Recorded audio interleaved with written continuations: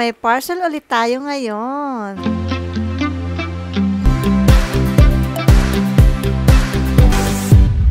Hi guys! For today's video ay mag-unboxing tayo nitong parcel na dumating. Actually, kagabi pa to dumating, kaya lang nag-decide ako na ngayong umaga ko na lang siya i-unbox dahil di-assemble pa to. Dahil natanggalan ko na to ng plastic, dito ko na lang to sa labas bubuksan. At dito ko na rin siguro i-assemble kasi pang outdoor naman to. May hula na ba kayo kung ano tong in-order ko na to? Anyway, dahil bukas na, ito ay papakita ko na sa inyo. At ito yung manual nito. At nakita ko nga na parang ang daming parts na kailangan buuin. Kaya tara, magsimula na tayo mag-assemble at good luck sa akin. Hindi ko na nga nailatag lahat ng mga parts kasi ginugulo ni Yumi. Kaya ito, sige bahala na, sundan nyo na lang ako. Una ko inassemble itong dalawang gulong sa hulihan na parte nitong bike. Nasabi ko na ba na ang in-order kong to ay bike para kay Yumi? Bali, tatlo ang gulong nito. Yun nga, inuna kong ikabit yung dalawang gulong sa hulihan. At habang binubuo ko nga to, si Yumi nakikidot-dot din. Kaya naaligaga tuloy ako kasi medyo nalilito ako. A little longer than a few minutes later. Dahil nakakuha na si Yumi ng pagkakaabalahan niya, dito na tayo. Ganito ko nga ikinabit itong gulong, nilagay ko dito yung rubber, bago yung gulong, saka pa yung nylock nut. Hindi ko hinigpitan ng bonggang-bongga yung nut kasi baka naman hindi na umikot ang gulong. Sunod ko ikakabit itong front wheel. By the way, na-unbox ko to ng buo na, kaya ikakabit ko na lang to sa mismong body ng bike. Pero bago yan, ilalagay ko muna itong dalawang itim na bilog dito sa pagkakabitan natin. Isa sa ibabaw at isa sa ilalim. Saka ko inilagay itong front wheel para buo na yung body ng bike. Inilagay ko na rin itong loop clamp. Kasi ito ang magbibigay ng tibay at higpit kapag idinugtong ko na itong front wheel sa manobela. Ano ba? Manobela o manibela? Paki-comment nga. Anyway, inilagay ko na itong manobela o manibela, kung ano man yan, basta yan.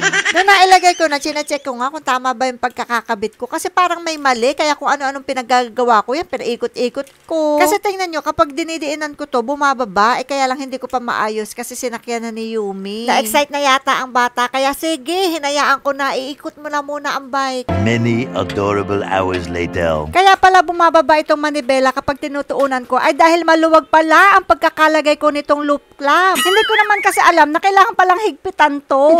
Anyway, dahil okay naman na, next kong ilalagay itong center pedal ba to? Hindi ko alam ang tawag dito, basta ito yung tinutungtungan dito sa bandang gitna. Ikinabit ko lang to dito at nilock gamit ang bolt and nut. Hinigpitan ko ang pagkakabit nito para naman maging matibay at hindi gumalaw-galaw kapag tinuunan ni Yumi ang paa niya dito. Actually, kung medyo malaki na ang bata, okay lang din na kahit hindi nyo na to ilagay. Kasi hindi niya rin to magagamit at makakasikip lang to sa kanya. Well, choice nyo pa rin naman kung ilalagay nyo or hindi. So anyway, tapos ko na ikabit itong center pedal dito. At kada may na ikakabit akong part dito sa bike, si Yumi, sige din ang isinakay. Sumabit pa tuloy ang kanyang pajama. Hindi ko pa kasi na ilalagay ang upuan. Ay, gusto pang paanda rin ng bike. Hindi naman umiikot yung kanyang tinutungtungan.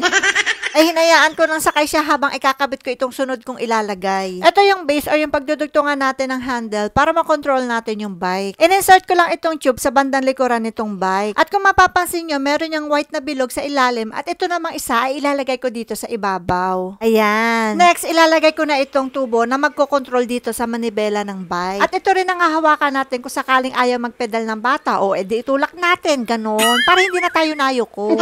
At syempre, hinigpitan ko ulit to gamit ang loop clamp para hindi mangalas kapag ginamit na namin tong bike. At hinigpitan ko talaga to ng bonggang-bongga. But again, pwede nyo rin tong hindi ilagay kung marunong naman na magbike ang bata. I mean, itong buong handle, pwede nyo tong hindi ilagay pero choice nyo pa rin naman yan. At kung napansin nyo nga, no, si Yumi kanina pa nakikipag-agawan sa akin.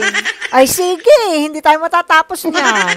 Sunod kong inilagay itong mahaba na parang spring tension. May kawitan yan dito sa bandang itaas ng front wheel at dito sa base ng handle, dito sa likuran ng bike. Kasi yan ang magkoconnect para makontrol natin ang manibela through sa handle na ikinabit natin kanina. Meanwhile, si Yumi nagtutupak na kasi gusto niya nang kunin tong bike. Wait lang baby ha, konti na lang, patapos na to. Anyway, ikakabit ko na nga itong upuan para masakyan na ni Yumi ng maayos tong bike. Gagamitan ko lang to ng dalawang pair ng bolt and nut. May butas naman to dito sa lagayan nitong upuan. Bali, itatapat ko lang yung butas at isushoot ko na yung bolt. Tapos, ilalak ko siya ng nut sa ilalim. Hinigpitan ko na rin to para hindi naman gumalaw-galaw kapag kainupuan na ni Yumi. Sunod, ilalagay ko na tong safety belt. Kaya lang parang hindi ko na rin to ilalagay kasi ayaw ni Yumi na may ganito. Malaki na rin naman si Yumi at kaya niya na to. Anyway, ito na yung last na ilalagay. Itong basket dito sa bandang unahan. I-strap nyo lang yan dito sa manibela. Ay, ito pala yung last na ilalagay ilalagay itong parang basket dito sa bandang likuran. Madali lang naman yan kasi itutornilyo lang. Meron pa pala. Second to the last pa to. Ito kasi yung bell o yung busina na inilalagay dito sa manibela. Isasalpak lang naman yan dito at tutornilyohan para mag-lock at hindi gumalaw. At ito yung last na talaga. Ito yung head o yung pinaka-handle ng tubo na magkocontrol sa manibela kapag tinulak natin ang bike. Ilalak lang yan ng bolt and nut. At ito naman ay optional. Pwede nyong ilagay at pwede rin namang hindi. And okay na. Tapos na ang ating bike. By the way, hindi ko pala nagamit ang manual na kasama nitong bike. Kasi super duper labo. Hindi ko na nga mabasa ang nakasulat. Hindi ko pa maaninag ang nakadrawing. Kaya natagalan talaga ako sa pagbuo nito. Kaya nagtingin na lang ako sa YouTube. Anyway, kung nagugustuhan nyo bumili ng bike para sa inyong mga anak, ilalagay ko ang link sa comment section. At pwede nyong gawing guide itong video ko sa pag-assemble. Sana makatulong kahit papaano. Yun lang, follow me on my Facebook page, Mommy's Vlog. Bye!